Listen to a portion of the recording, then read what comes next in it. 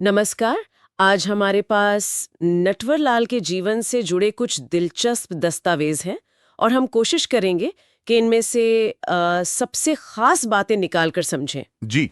तो चलिए भारत के इतिहास के शायद सबसे सबसे मशहूर ठग की दुनिया में झांकते हैं। बिल्कुल।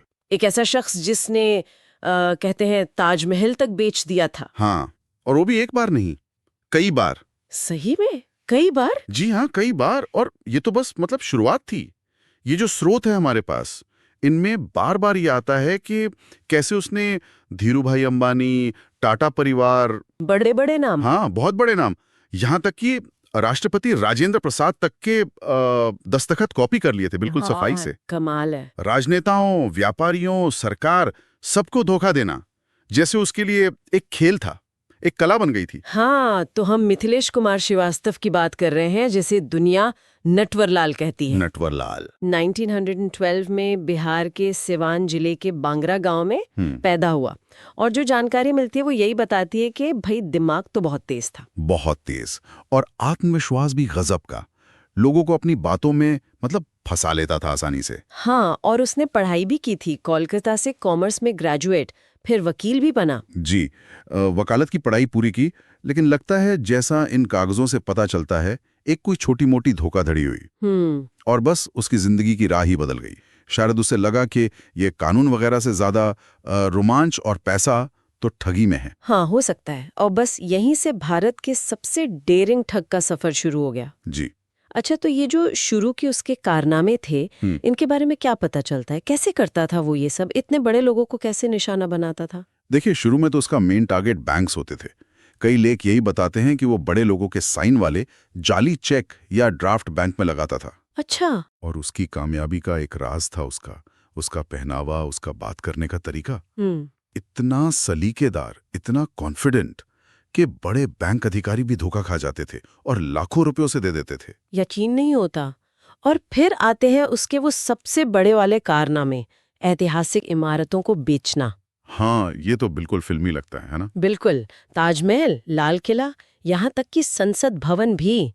ये कैसे मुमकिन हुआ भाई? देखिए, कई रिपोर्ट्स तो यही कहती हैं, वो खुद को बड़ा सरकारी अफसर बताता था और उसके पास जाली दस्तावेजों का पूरा सेट होता था। अच्छा। सरकारी मोहरें, एकदम ऑफिशियल दिखने वाले कागजात, सब कुछ।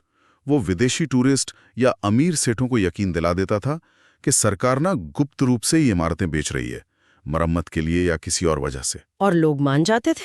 सिर्फ उसके भरोसे पर और कागजों पर। यही तो सबसे हैरत की बात है। हाँ, लोग मान जाते थे। उसका आत्मविश्वास और वो कागज, वो इतने असली लगते थे कि शक करना मुश्किल था।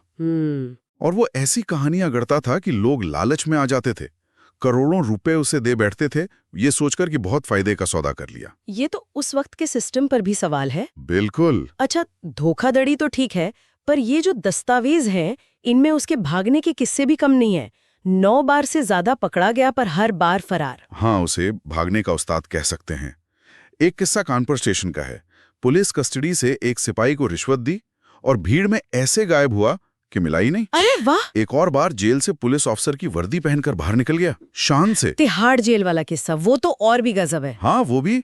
वहां उसने बीमार होने का ऐसा नाटक किया, जबरदस्त एक्टिंग, कि उसे अस्पताल ले जाना पड़ा। और रास्ते में गार्ड्स को चकमा देकर फरार।